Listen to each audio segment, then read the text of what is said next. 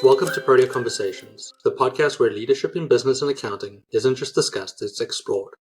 I'm your host, Zane Stevens, and thank you for joining me as we delve into the minds of some of the most influential leaders in the industry. Our journey is one of discovery, from unraveling the unique stories that shaped our guest careers to invaluable advice that fueled their success. We're here to provide you with simple, actionable advice to accelerate your career and personal growth. Whether you're a budding professional or a seasoned executive, these conversations are designed to offer insight and perspectives that resonate with everyone. So tune in, engage, and be inspired as we build better leaders together. Welcome to Protea Conversations. Today I have the privilege of speaking with one of the most respected voices in the accounting profession, Geni Whitehouse. Geni is a keynote speaker, author, educator, and driving force behind the modernization of accounting, communication, and advisory. As the founder of Even a Nerd Can Be Heard, she has made it her mission to help professionals communicate complex information with clarity and impact. Geni brings deep industry expertise, particularly in the wine space, through her consulting work at Burke Markle, Davis & Co. in Napa Valley. She's also an educator with Wise Academy and Sonoma State University, recognized as one of the top 100 most influential people in accounting by Accounting Today, one of the 25 most powerful women in accounting by CPA Practice Advisor. Her influence on the profession is both wide-reaching and deeply felt. We'll be discussing her journey, her thoughts on the evolving role of the accountant, how communication can transform the way we serve clients. Geni, what a privilege. Thank you, Zane. And I am very impressed that you said Broke Markle correctly. It's a very hard name to pronounce. It is, and I was gonna ask you before we started, like, just remind me how to do it. But every time I do that with anybody, I inevitably totally mess it up. So sometimes I'm like, I'm just going to go with it. It might not be perfect, but it's going to be so much worse if they tell me the right way beforehand. It's just going to stress me out. Exactly what happens. I had a keynote speaker at one of the conferences I helped put on, and I kept practicing his name, and I still got on stage, and I called him another person's name, and he kept, and he made a big joke of it because I kept referring to him as this other person the whole time that I met him. So that's the kind of stuff that we do. So you did it perfectly, and we go by BDCO now because it's so hard to say Broke Markle for most people. I mean, that's sort of the way of the accountants, right? We start with all these long last names, and then we bring it down to a couple of initials. Exactly. Yeah, definitely the modernization of it. Geni, it's been interesting because we've got to know each other a lot more over the last year and a half, 2 years, which has been great. Interesting that we're both in the wine industry. It took a while for us to bump into each other. I know, crazy. But what I appreciate about you is just the thoughtfulness of every conversation I have with you. I really appreciate that you always remember something from our previous conversation. You bring it through in the next line of conversation. And you always talk, you're always asking about me, which is really nice. And not a lot of people, I got to spend a few days around accountants the last couple of days. They tend to not ask too much about other accountants. They're sort of just there to tell their own story. Is that just the Southern charm in you, or is that part of your development around communication, or what is it that makes you talk that way with people? Well, that's really interesting, Zane, because I think that's one of the biggest challenges we have as a profession. Most of our focus as accountants is to prove how smart we are.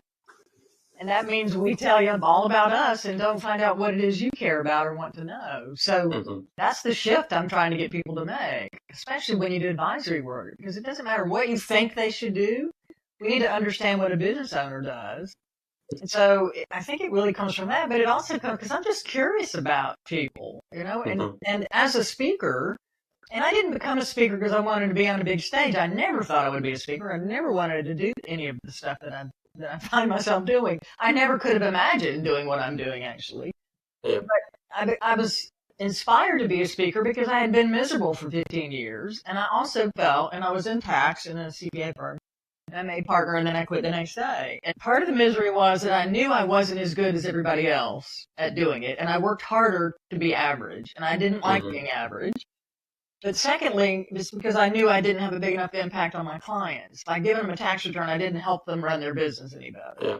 So the pain of that inspired me to help other people avoid it. And so that made me pursue speaking, which was the only way I thought I could reach people and help prevent the suffering that I had. So I think the motivation to help people requires that you learn about them or you can't serve them properly. And that is exactly what advisory needs to be. Tell me what it is you care about so I can align with that and help you work on it. So I don't know, but I don't know about how much Southern charm I have, but it is a cultural thing because I noticed when I moved to California in 2004 from Atlanta, I'd go in a restaurant and stand there at the podium where you're supposed to check in, whatever. And the person would be on the phone and they would just keep talking and just totally ignore me standing there. And I thought, well, they can tell I'm not from here and they don't like me. I immediately thought, they must not like me or I'm doing something wrong or I have the wrong shoes with this outfit or my purse doesn't match my shoes or something bad. I realized that it is a very Southern thing. If I'm standing next to somebody, it is almost impossible for me not to acknowledge them. So I think that is a Southern, and it is something that it sort of dawned on me that this is a cultural difference. Yeah. Because in the South, that you would just be more aware, I think, and it's a strange thing that I had never thought about. But I do have this inclination to talk to people sometimes when they don't want to be talked to. But yeah, I've noticed that just I got very much literally hit into me when I was growing up. Please and thank yous are very important, right? And I'll go to a restaurant, they pour me water, I'll say thank you to them straight away. Like I don't. It just happens. And they're shocked. Like, somebody's thanking me. I'm like, well, yeah, you just did something for me, right? It is a very different approach to life. And you hear things about people in the North, in Boston and New York and all of that stuff. And the outside layer might be different, but underneath we're all the same. We just may have different initial ways of expressing our concern or care or paying attention. Because I've spent a lot of time doing some consulting gigs in Boston and other places. And people are amazing everywhere, but that initial, what we expect of people based on where we grew up is sometimes very hard to overcome, and it makes us rush to judgment about people sometimes. Yeah, no, I think, that is the important part, is understanding that there's going to be cultural difference wherever you go, right? It could be in the US, could be around the world. That's right. And you can't judge by the culture. Like, it's just the way things are done there. You don't have to always agree with them. You might not always like them. You can sort of go slightly your own way, but it just is what it is. And like you said, most people are good people, so it's not that they're doing anything terrible. So one of the things that's interesting to me about working in the wine industry, which is, a hospitality-focused industry, is what I can learn about being in the shoes of somebody selling. So when you go in a tasting room, and you know this, Zane, you go in a tasting room, there's a person on the other side of that, basically bar in many cases. And oftentimes, at least initially when I first came to the wine country, which was 18 years ago, they had a script that they were told to go through. And they would cover, it'd be 15 minutes of you standing there with a glass in your hand that you weren't really supposed to drink until they finished, which was also a Southern thing. I'm not going to drink if you're telling me a thing about it until you're done, right? Yep. And so I'm standing there awkwardly and if they spend 10 of those 15 minutes talking about Chardonnay, which I do not ever drink, they aren't providing value to me. Those experiences have taught me more about what it feels like to be a client of mine than all the books and everything, all the training that you can take, to understand how it feels to be miscommunicated with and how it affects the value you perceive of whatever it is you're talking about has been a huge insight for me. And it's really changed the way that I look at any kind of work that I do with clients. And also the language barrier, the technology and the terminology that they use in the wine industry is so off-putting to somebody like me who doesn't know what the heck they're talking about. Yeah. And we do the same thing with technology and accounting now when we're talking to our clients. And so they don't appreciate the services that we're delivering as a result. Yeah, I mean, that wine story is so funny and true at the same time. I've been to a winery in Sonoma County, and I went there twice. It's, one of those wineries that you just sort of take people to when you come because it's a nice experience. Yeah. And definitely scripted, 2 different servers. The one time, the wine was absolutely amazing and delicious, and the other time I was like, this is the worst wine I've ever had. And it was all about the server. They were reading the same script, but they were reading in a different way. Yeah. Yeah, but they the one understood, hey, I'm clearly not that interested in the wine that he's just pulled up. So he's like, well, if you don't, you asked the question, which the first one didn't. And I said, well, I prefer whites to reds. And he's like, well, then we're going to lean into these whites and we'll leave the red to the end and I'll just give it to you because I have to. That type of thing. I thought it was the best wine I've ever had, and I bought a case. And the next time I went there, they went through the script and did the thing and didn't really want to care. It was when I first moved here as well, so I probably looked a little younger, and I was like, this wine is terrible. How did I buy a case the last time? Was I crazy? And it is funny because it's a good lesson for accountants that So true. there's, we do CAS, there's hundreds of us like that, right? You guys sell tax service and advisory. There's hundreds of people that are doing it. And a lot of the differences is how we tell that script to our clients and how we take a moment, ask them a question, what they're really looking for, listen to what they're saying, and then actually respond to their needs rather than the scripted need we have or the package we've got on our website that you have to take. Or what we think they should care about, which is what most accountants, we're trained that profitability is what matters.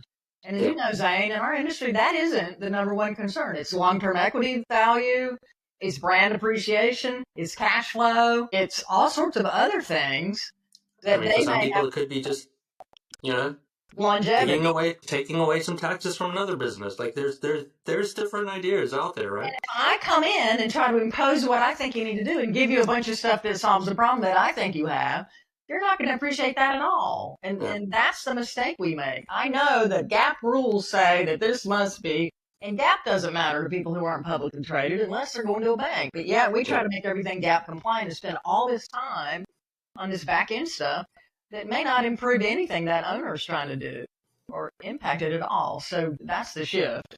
That we're all trying to make, I think. And it's. I like to talk about accrualish to people as well, because there's a lot of accrual stuff that if I bring that up to my clients, they're probably firing me. Like they don't want to hear about it. We're saying a space cruel, and that's what they see us accountants as, a cruel accountant. It doesn't mean anything to them. It's a concept that, even after studying it for 5 years, that didn't make sense until I really worked through the transaction flow of somebody's books and started to understand what we were talking about. Yeah.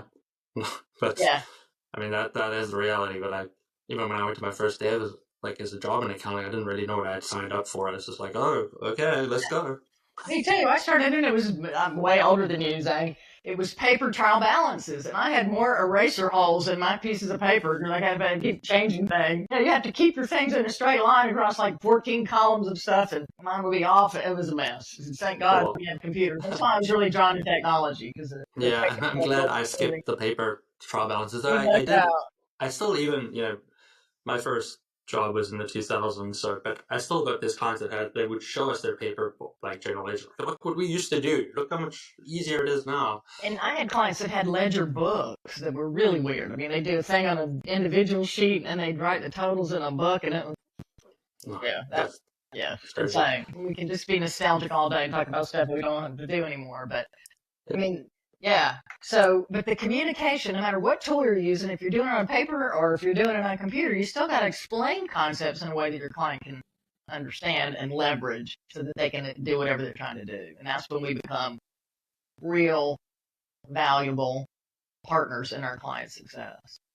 Yeah, I think so. I think it's really important to understand that we speak a different language to our clients, and it's not up to them to adapt to our language. It's up to us to adapt to their language. It's one of the reasons I like niching, is because I've got one language to learn versus a bunch of different industries learning all these different languages. Yeah. So it does help, but the communication part of it is so important.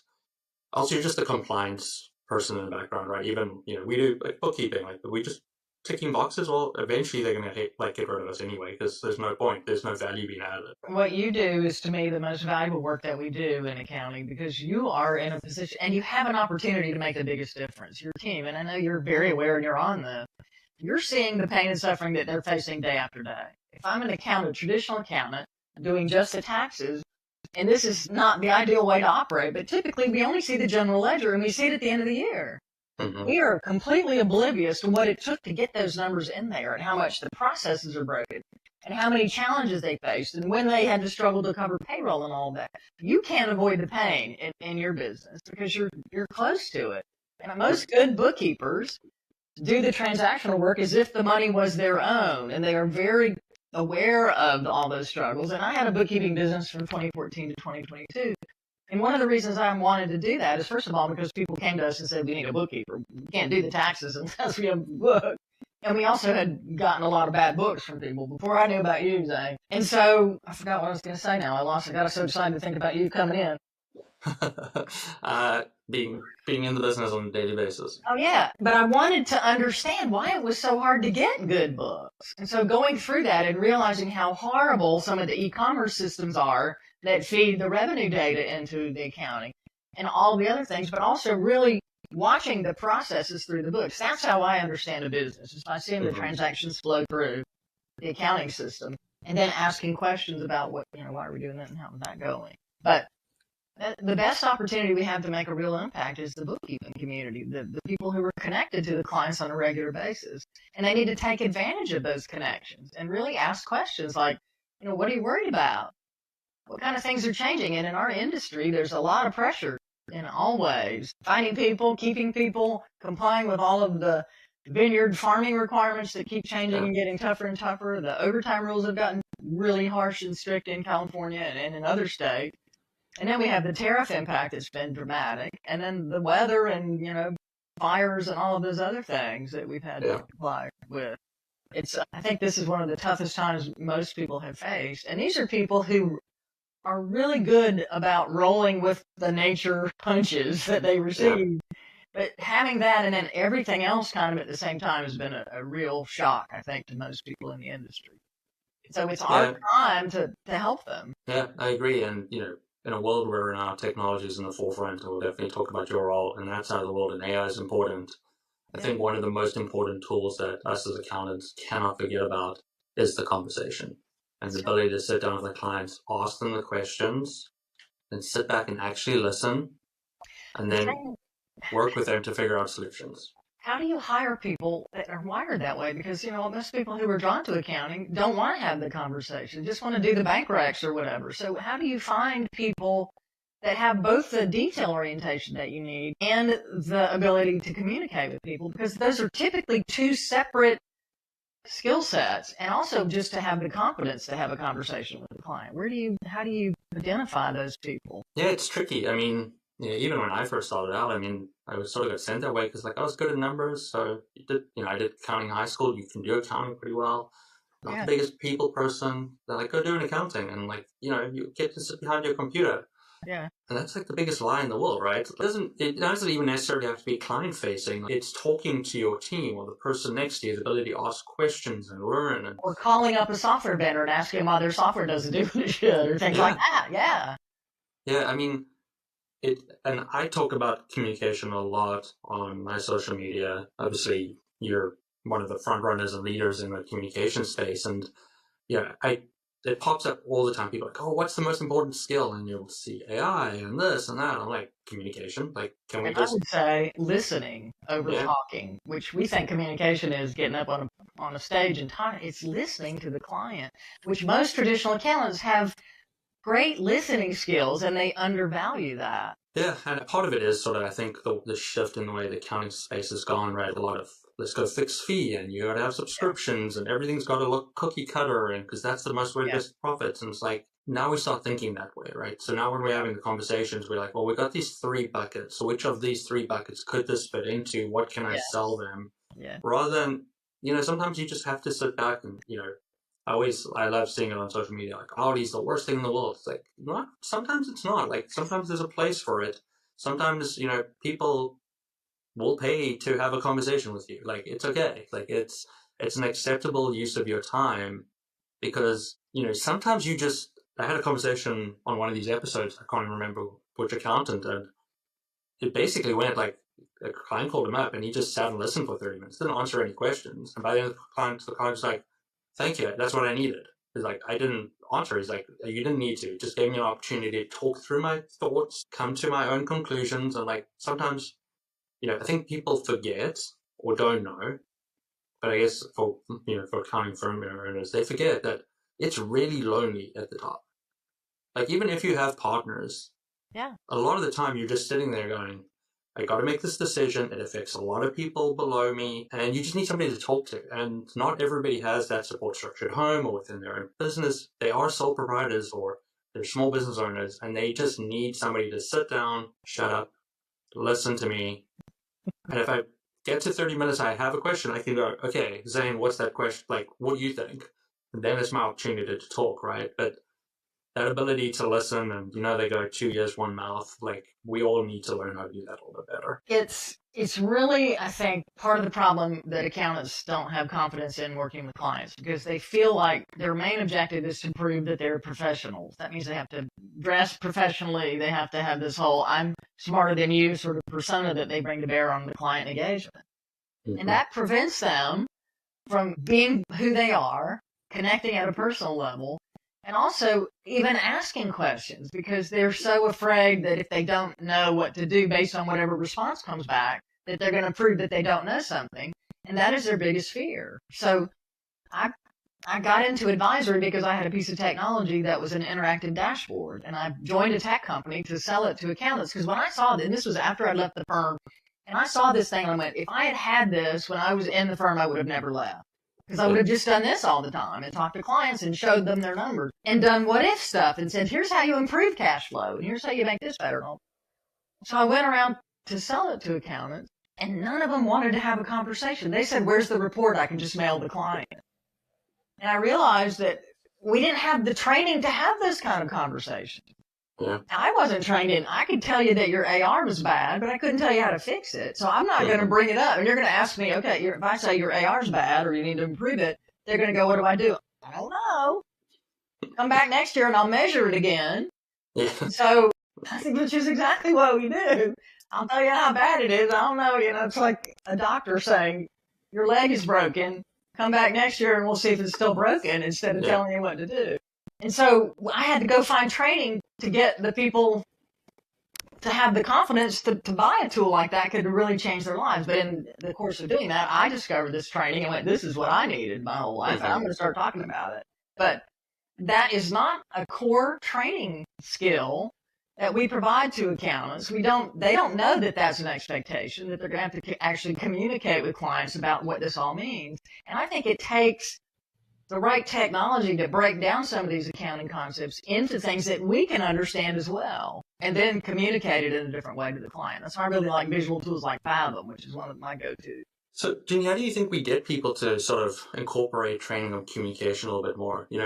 I started at KPMG and I got communication training, but it was only available to a very small, select few of us, right? You had to be a top performer, and you had to have interest in training.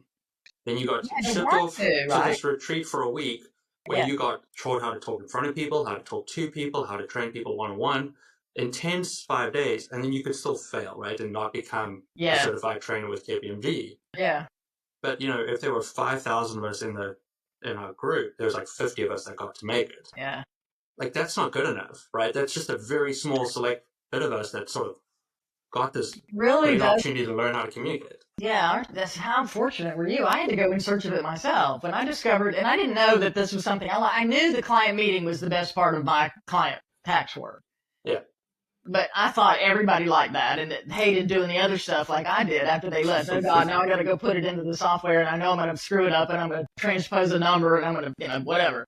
But I had to leave accounting because I knew that the technical skills were what people valued, and go into software. And I was actually in a marketing role where I built CPA alliances in my first technology job. Mm-hmm. And I had to do a presentation. I had no training. I didn't know what I was doing. But I also knew that I had to sell resellers and implementers of accounting software on the concept of working with accountants. And before I put my presentation together, I polled a bunch of these resellers. They were implementing middle market accounting software and selling it. And I said, what do you think about CPAs? And 100% of the people I interviewed said, we don't want them there. We hate them. Because they are deal killers if we're trying to sell software. Because if they don't know about it, they'll say no, right? Mm-hmm. So I went, great. My job is to get you to work with them, and all of you hate me and all of my brethren. This is going to be a great success. And so I have our software conference for all these partners to come in, and I have this session on why you should work with your accountant. And I thought, I've got to break down the barrier to them hating me. I've got to make them laugh. And I've got to embrace what they think about us as accountants and use that to my advantage. So I found a Monty Python video that I started with that basically talked about how boring we are. It's called The Lion Tamer. If you have ever seen it, you know what I'm talking about. Mm-hmm. And I said, I called all of you and asked you what you thought about CPA accountants, and this is what you told me, and I showed the lion tamer thing. The moment they laughed, all of the resistance evaporated from the room, both for me, the fear of failing, And the hate that I felt, or them going, we don't want this, and we're only here because we have to be. I felt it just go away, and we were all on the same team and laughing. So I went, this is a tool. I got to get good at this. This is how I can communicate with clients and other people and make some of these complex concepts approachable and relevant to people. And that's how you really change the world, I think. So then I got stand-up comedy training, but I had to go in search of that. And then I took speaker training for every company that I could find. I read every book. I mean, I really wanted to make sure that if I was going to use humor, I could do it in a way that was more effective. Yeah. But the core of that was I wanted to get through to people. And you have to have that desire in order to make the investment that you make in getting trained. But I will tell you, there are so many when I started speaking, this is 1999, I think I did my first speak. The speakers at accounting shows were absolutely horrible. They were boring. They read slides. The slides would have 5,000 words on it. They would just stand there and read them. And and that was part of why I wrote the book, How to Make a Boring Subject Interesting. Because I had so many boring subjects that weren't interesting that I listened to. But now the profession is training. And there's a woman, Misty Mejia, who has a company called Theater Public Speaking. I think so, yeah. Who has trained hundreds of people in speaking, and these people are now on all the stages, and they're doing a great job, and that's what's going on in the profession. The caliber of communication for main stage kind of things and breakout sessions. But still, we need to get that training down to the individuals in the seats doing the work. Yeah. And they have to have a desire to do it. You can't make somebody who is wired to only do details and never talk to somebody do it, I don't think.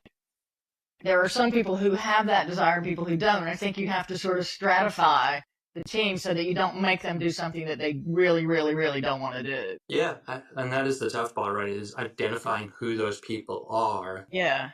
And I think one of the things that accountants are generally poor at, and we see it in terms of like promotion to managing people as well, is that people who get these opportunities are just normally the smartest people. Or the best people that are willing. The best technicians. Yeah. And they're not necessarily. They can be, right? You can have the big technician that's comfortable talking to people, wants the opportunities. But a lot of the time it isn't that person. And it's really understanding who the people within your firm are, the people who want to have those conversations. It's understanding what people want their career to look like. And we sort of all have to break free from the traditional, like, these are the steps that you take. And it's like, no, there's a maze of roads, and it's sort of choose your own adventure. And if that's what you want to do, well, let's get you the training, let's get you the experience. You can set it up that, hey, this is the person who talks to all our clients. Like, they're just good at it, and they hand it off to somebody. We got the tools right now, right? We have the ability to make that happen. Yeah, transcribe every call, record them. Chuck it into AI, we'll summarize it, it goes to the technicians, they can work. Like, it's a different world that we're dealing with right now, and we have a bunch of smart accountants that all have different talents and interests, and now we got to go pick the right ones. Obviously, just give them everybody training, because who knows? You might think you hate talking to people, you get a little bit of training, you're confident in yourself, you're like, actually, I'll do that, I love it. But it's giving the people the opportunity to figure out what they love and try to get the best out of the people that you have in front of you to make your own business more successful.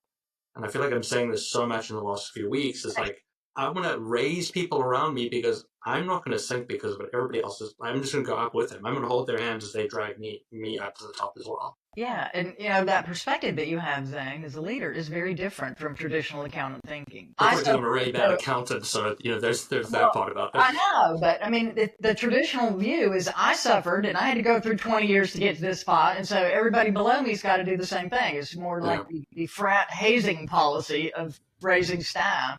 And also, when we say managing people, what that means to most traditional accountants is putting them on a spreadsheet and filtering them by the jobs they're assigned to, and then calculating how many hours they work. That is not managing people. That is doing a spreadsheet, which is where we default when the people thing comes up. Pulling up the list and it says, I'm supposed to have a call with them. Tick. Yeah. I'm supposed to ask them about their family. Tick. Yeah. That's what some people think managing, and that's right. Exactly. And this is where communication comes in as well. It's like, you can have conversations with your friends, and now you have to have those same conversations with your work friends, right? Even if they're, a level below you or they work for you. It's like, you need to have real conversations with people, be it your clients, be it the people you work with, because that's how you build trust. That's how you build a relationship. And the more that you have of that, the more they're willing to ask questions, which allows them to grow, which means they can take on more responsibility, which is good for you. It's true. And the training, so I also have a training company where I teach accountants to do advisory, as you know, and our firm, everybody's been trained. Every time we have new people, they put them through the training class that I do, because it's the training I had and the training that our managing partner went through as well. And I got the rights to that during COVID. But one of the biggest things that we do, which is really fascinating to me, is we have all these tools that you can use in consulting with clients. Well, what we advise you to do to get used to them is use them yourself with your own firm. And you can learn so much from doing your own internal group conversation using these tools. And then you gain comfort that, oh, I see how this works, and I can go do it with the client now. And so that's been a really fun experience for me, is to see how much people learn about their own practices once they've been trained and started using the tools internally. And then they're able to leverage that in working with clients, because we're all facing the same challenges as business people. We're all trying to empower people, but we don't really know how necessarily. And we're trying to do better work for the clients that we serve. And I think we all want to make an impact on some level. And if we don't, we're frustrated and unhappy, like I was. And that was really the core dilemma that I had, is that I just don't think this matters enough. And I know people owe taxes, and I can't tell them how to generate more cash to pay it. Yeah. So, and as we roll into our next topic, because I think that's a good segue, is that, as the accounting profession, we have a problem getting people into the profession, right? And huge problem. I think part of it is, there were people like you that were frustrated about it, probably left the profession, and told their friends, family, what a terrible profession it is, right? Now it's got that, the Monty Python video is still relevant nowadays, right? I mean, you and I know, we go to conferences, we meet these dynamic young people that are coming in, right? And it's not the general person anymore. That is still the perception. But Zane, you and I go to a bunch of conferences, and it is the same, I would say, 3,000 to 5,000 people at every single conference. That is out of 800,000 accountants. Yep. That is the size of the community of people who are out there learning stuff. And how the other people are keeping up with all of the changes that are going on, it's a mystery to me. But that's part of the problem. There are a group of us who are all talking to each other, and everybody else we don't know what. Yeah, and it is unfortunate that it is the 1%ers that are pushing forward right now, right? And there's the 99% that are a little get stuck. Now, I shouldn't say 99%, because there are these top firms that are doing a lot of great things, and they've got their own processes going, and great for them. But, that's only so many people. Then there's just the rest of the people that I don't know what they're doing. I don't know. They're not out there. And how are they serving their clients? And the clients can't tell the difference between a good, well-informed accountant and a bad one, because they don't know what either of us are doing. And that's our job, too, to show what we're doing that makes us different from other people. Yeah. And obviously the ones that are doing a good job right now are the ones that are embracing technology. And you've obviously got a very big role in the world of technology, obviously, as you spoke about, sort of second career before coming back to the accounting world, was in the technology space. When you joined that, people didn't want to talk to accountants. Now I think everybody wants to talk to accountants, because accountants will buy 7,000 pieces of technology to do the same task, because they're all so excited about accounting. So where do we go with this technology side? Like, what are you seeing out there? What should we all be thinking about when it comes to technology in the accounting space? So this is another one of my sort of soapboxes. One of my good friends, Ed Kless, who I know you know, and Ron Baker, they do a lot. They started the whole trashing timesheets movement, but they do a lot. And Ed Kless, they're both of them geniuses, and they read all this stuff, and they share different concepts. But one of the ones that really has stuck with me forever, since I first heard one of them say, we focus on efficiency, which means we can do the wrong things faster. And what we need to be focused on is effectiveness. And I would even modify that further to say we focus on internal efficiency, doing the stuff that matters to us faster. But we should be focused on what matters to our clients. I'm choking up here. I'm so passionate, that's making me choke up. And that's where our focus needs to be. What can I do to make this better for my client? Example, we send a year-end checklist. It's got 40,000 things we need from the client to do their year-end work. Why do we have to do that at year-end? And why can't we do a monthly thing? We're going to need this stuff. And every month we check on a different thing and make sure that they're in track to have it completed by the end of the year. Why are we doing things like that? And a back and forth 50,000 spreadsheets with a bunch of tabs that they've got to fill out and do. That's ridiculous. All the stuff that we do, we're automating things like portals for customers, and those aren't necessarily making life easier for customers who don't remember their password and all that stuff. We're doing a bunch of things that we think will make us more efficient, but we need to really step back and think, what's the value to the customer, to the client from whatever we're doing, and how can we make their lives better? Because that's when they're going to value the work that we do. And we have to train them as well on financial concepts. Because, again, the gobbledygook that we speak is meaningless to most of our clients. Yeah, sometimes when I sit back, I think when I'm going to put something in front of a client, I want it to be something that is going to allow them to ask me questions. Exactly. And, there's a lot of great reporting tools out there that will put pretty pictures and graphs and all sorts of stuff for you, so you don't have to do it as an accountant. Yeah. And, I was super anti graphs. I was the typical accountant, it's so pointless, it doesn't add any value. Well, until I actually, was working for a client, and he's like, let's just do it and see what happens. I got in a meeting with the CEO, and all of a sudden, the first meeting, and the CEO started asking questions, and I was like, wait a minute, I don't even know if I've ever heard this person talk before. Exactly. Because they're like, well, in this graph, it goes up. Is up good? I'm like, yeah, up is good. Well, okay, then how did we go up? I was like, oh, well, we need to figure it out. Yeah, we need to figure it out. I can tell you sold more of this, this product, not like distribution. You sold it direct to consumer this month. You had you guys did a sale. You took a 5% cut on your price.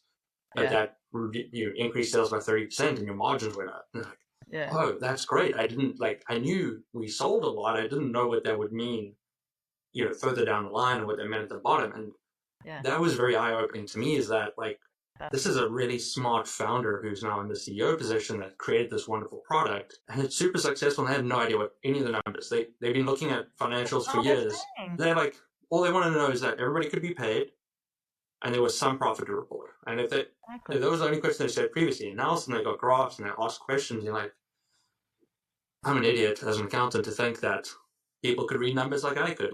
I can just throw a spreadsheet in front of me and I can take in it all and make sense of it. So that's one of the other big learnings that I had when I started down the advisory training path, when I started taking classes and getting trained by Edie Osborne, who's the creator of the toolkit called Mentor Plus that I use to train and all the other stuff, and then I was trained in. They started out with DISC communication training. And DISC breaks behavioral styles down into 4 different categories. And when you look at how people are wired in these 4 different, and it's not putting people in buckets, but when you realize that there are 4 different main ways that we're wired, and that you're one way and your client's over here in the other one, and if I communicate my way, I'm not going to resonate with that client. When you figure out how to translate the behavioral style that I have, the way that I'm used to communicating, for that client, and typically a CEO is a short attention span, don't give me the details, just give me the answer person. And if I come in as a detail with 50,000 documents and 4 hours of storytelling to explain why I got to this number, they're gone after the first 2 minutes. So we have to translate, and that's why visuals work so well for CEOs. But to me, I could show you in a chart and a graph and a table that your numbers are bad, right? But the value is, what do we do about it? And that's where you come in and have, this is what's happening, but I got to get it down to the team level in order to fix that problem that I can illustrate on the financials. And it's not going to be solved with the CEO. I've got to get the teams in the room and explain to them how they impact this thing that we're trying to fix, because they aren't getting any education in financials. And the owner doesn't know how to communicate it either, probably. Yeah, and I worked for a general manager at a company that I worked for, and I'd bring reports to him, and he'd be like, okay, we're going to talk through it. And be like, well, this number's lower. He's like, great. So what does that mean? I'm like, what do you mean? It's like, I can see it's down. I can do simple math. It's not that difficult, right? Yeah, but what's the implication? Yeah, why is it down? Yeah. I'm like, and is that down good or bad? I'm like, I don't know. I don't know, but the bank balance is, right? That would be my answer back then. I don't know, but I reconciled cash. I don't know how you're doing or why, but I can tell you that everything's tied out. Well, big what? Well, my favorite one is like, oh yeah, it was a good month. We beat budget at the profit line. He's like, yeah, but we're down on revenue, so that's not a good month. He's like, I get rewarded on revenue, so that's a terrible one for me. Congratulations that the expenses were lower, but we didn't sell. Don't tell me it was a good month. It was a terrible month. I don't care about the profit. That's not how I get rewarded.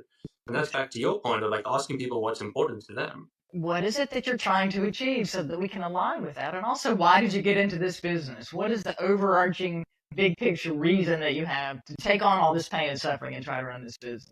And that's not how we're wired. I never did that. I just say, okay, what's the problem? And I would often try to solve it in that first meeting. Yeah. You're so anxious to say, oh, I know this, and let's implement Bill.com and solve your AP problem because I have this cool thing I want to, just like what you said. I want to use it for somebody, and I want to help you. But my problem isn't that. It's that I have terrible processes in getting the bills paid. I'm not approving things. I don't have POs, whatever. And if I just try to put technology in there, I'm not going to solve anything. Yeah. Yeah. Yeah. And that is always like, that is a great example of solving it because there are wonderful tools that can solve that problem. Many. But if you don't tell the client, well, this is a great tool, it's going to make us work quicker. Like, oh, great, so we're going to pay you less. Like, hey, you're going to pay me less. But also, because this tool is amazing, you can just email it to this email address and things magically happen. And you can pull your phone out, take a picture, attach it to an email, and send it to that email address. Exactly. Like, you don't have to bring me something. You don't have to scan. Like, it just happens quickly. I'm going to hound you for 9 months to get that receipt from that thing you did or whatever. You don't need a separate app or tool or scanner or anything anymore. Just email it to QBO and let us take care of it from there.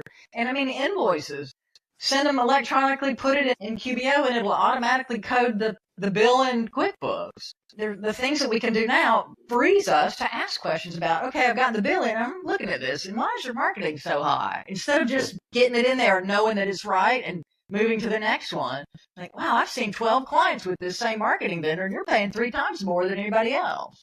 Yeah. That's where the bookkeeping team can start using what they're seeing. When I'm in detail mode, I'm not focused on any of the meaning.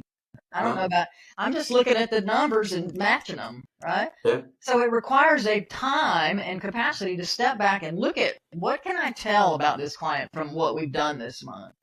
And that's the step that I think we need to add to everything that we do, tax return, an audit, or whatever. What from this connects to stuff that I've seen with other clients, and what questions might I ask that could add some additional value to this work? Or it could just be as simple as, I did my job right. Look, there's all the invoice vendors numbers are different. Like, cool, but there's 13 of them for 12 months. And people are like, but I captured them correctly. Like, yeah, but there's 13 for 12. Like, it doesn't work. Like, now you've got time. Go count them. Let's ask the question, oh, look, we have 2 that are dated the same. You think something went wrong there? Like, take that moment. All of a sudden, you've added tons of value because that's a $10,000 marketing expense every month. Like, $10,000 might be the difference between them putting food on their table, right? Because what do these small business owners live? That's right. Their cash flow is very, very tight. Yeah. Even if they're not that small in our industry, there are periods in which the cash flow is a critical challenge. So all these little incremental technology changes we do is supposed to allow us, yes, it is going to be efficient, but that efficiency should be used to be effective, and right? That's the challenge we have. The more efficient we get, the more crap we pile on people, and then we just have them do more and more of the crappy stuff. That's the danger. We need to automate the crappy stuff and then build in this space for this other thing that people don't know how to do yet. We've got to train them and educate them and show them what it looks like when you're calling a client, Zane, and having those high-level conversations so that they can not fill the void with more transactional stuff that they're more comfortable with. Yeah. Not just spend the whole phone call asking about different bills and invoices and vendors. Yeah. What does that mean? Why did you do it? What are we going to do? What's the next process coming? Should we be looking out for something? Is that important? Should we be talking to your tax person because it's an R&D tax credit or which is huge right now for wineries. There's a whole bunch of stuff happening in that space. Hopefully we'll have some positive blockchain stuff. But asking something like, you're spending all this money on marketing. How do you evaluate a successful marketing investment? Ask that question. And then they go, well, maybe we can help you with that. Let's look at what matters and measures, and let's look at break even for an investment in a marketing campaign and things like that. But I mean, we don't do that. Did you do that marketing campaign? What was your goals for it? And they're like, well, we were told we have to spend the money. Oh, okay. Yeah. Or they may have a very detailed planning tool that they're using, which if you learn about that, you can go, this is great. And those are things we don't do either. Let's keep track of all the stuff you're doing right and record that as part of our meeting. Tell me 3 things you got right this month. How many times have we ever done that? Never. I've never done that. We don't care about the good stuff. And I want to take my moment to preach here with people, and I understand that it makes sense for firms to have a very defined set of technology that they want to use. but I encourage everybody to just take a step back before you work with a new client, listen to what they're using and why they're using it, and ask them what of that stuff is working. Because like you said, they could have a really good piece of planning technology that they're comfortable to use and they're actually using it. And that's where you want to stay. You don't want to move people off of something unless there's some huge challenge. Exactly. And I think we're inclined to put the thing in that we really know, which is, again, not serving that client. Or the technology piece that will pay us the best commission on the background, right? Yeah, CPA firm, we don't do that. But we're not doing the transactional stuff anyway. And if you're doing the bookkeeping, you kind of have to make something off of the tools because it's funding your investment in training and learning and attending events and things like that. So, yeah. Geni, this has been super interesting, but I have to ask you a couple of important questions for the accountants listening. So the first one, what is the number one piece of advice you would tell somebody that's entering the accounting profession right now? Be curious and don't doubt yourself. Don't be afraid to ask dumb questions. That's one of the biggest learnings I wish I'd learned earlier. The more questions you ask, the more you learn, and the more you make that person on the other side of the question feel smart. And that should be our goal. Your goal should be to make your clients feel smarter. Yeah. Don't be scared of questions. What is the best advice you have received in your career? This is a dumb one. I'm left-handed. And when I started at Deloitte, we had manual calculator 10 keys that we had to do. And my boss was also left-handed. And he said, learn to do the 10 key with your right hand. And it was the most painful thing that I've ever done. And he said, because then you can write and add at the same time, which I still can't do because you got to hold your paper with your head and write when you're doing it. But being able to do the 10 key with my right hand is huge because the keyboards are all set up that way. Yeah. So, I mean, that's a really silly thing, but that has served me so well. And, we had to do things like add up the phone book to get good at the 10 key and all that stuff. And all of that training on using a number pad has been very useful over time. Well, I would take from that learn to adjust your environment. That's right. That's right. It's really good advice for people. Like, there's going to be some tricky things around you. Adapt, learn, change, learn that new skill. It'll help you in the future. That's right. Making me sound way smarter than what I just shared, Zane. Thank you for that. I need all the help I can get. Everything you talk about, like, I just sit in awe because there's always like the sliver of knowledge, and sometimes I think you don't even notice it, but it's clearly the years of experience and the amazing people that have been around you and who you've been able to interact with. Everything you say is filled with knowledge, and I always appreciate it. Thank you. That's very sweet, Zane. Thank you for saying that. As we end these conversations, I always like to ask people to give us a little insight into who they are in their personal life. Just a little sliver of who is Geni outside of the world of accounting. I'm a grandmother. I have 3 grandchildren that are on my side of my relationship, and then my partner has 2 and another grandchild on the way, and grandchildren are life's greatest gift, and one of them is back there. She's now 12. And I'm also a Basset Hound lover. We raised them when I was a child. We had 2 females of multiple litters of Basset Hound puppies, and they have become my sort of muse. They're in most of my slides. You see them all around me. I have Basset Hound and everything, and they kind of represent me at my most essential self. Sloppy, long ears, whatever. But when I embrace that, I think I do my best work. Oh, that's fantastic. We'll have to end with some rapid fire. I have 5 questions for you. Oh, more? Okay. Yeah, we got to dig deep into who Geni is. Let me off the hook. Okay. Nope. Come at me. What you got? Do you prefer the mountains or the ocean? Mountains. What is the number one quality you look for in a good friend? Humor. Can you have a book recommendation that everybody should read? Even a Geek Can Speak. It was the first speaking book that I read, and it's why my book has got the Even a Nerd Can Be Heard title in it, because I came out with what I thought was the sequel to that book. It was the best. Even a Geek Can Speak, written by an attorney named Joey Asher in Atlanta. I had the pleasure of meeting him, and I told him I was going to write me a book, and he said, go ahead and do it. 10 years later, I wrote the book. If you had 20 minutes to exercise, what exercise would you do? Walking. I love to walk. I do it every day. Last question. Growing up, what was your favorite childhood meal? A flank steak. My mom made flank steak. It was killer. With angel food cake and chocolate icing. That was my birthday dinner every year. That sounds delicious. Geni, I really appreciate the time. Thank you for being on Party Conversations. Thank you so much, Zane. This was a blast. And with that, we ended another Party Conversations. Thank you for joining us in this journey of learning and inspiration. Today we've gained insight from our guest and taken another step towards understanding the diverse tapestry of leadership in business and accounting. Remember, each conversation is a step towards the positive transformation of business leaders. We hope our discussion has given you valuable takeaways to apply in your own career and life. Don't forget to subscribe to Pro Conversations on YouTube and Spotify so you never miss an episode. We'd also love to hear your thoughts and experiences, so connect with me on social media channels. I'm most active on LinkedIn and would love you to join the conversation. Join us next time for more engaging stories, advice, and conversations that matter. Until then, keep striving for excellence, embracing growth. Thank you for listening, be kind, and goodbye from Pro Conversations.